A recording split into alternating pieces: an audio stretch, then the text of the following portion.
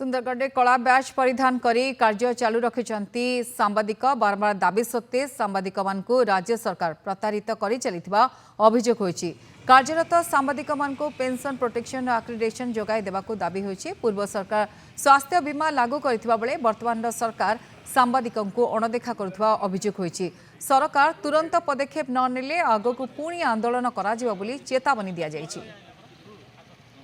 प्रतिश्रुति देइथिले जे 6 मास भितर जदि आमर सरकार आसे आपण मानकर विभिन्न दाबी आमे पूरण करिवु, किंतु आज 2 वर्ष हो गलानी ना आमर दाबी पूरण होची ना आमर कथा को सेमाने शुणुचंती। तेणुकरी गत 29 तारिख आमे जिला तथा राज्य स्तर रे आमे समस्त जिलापाल को मुख्यमंत्री उद्देश्य चिठी करिथिलु।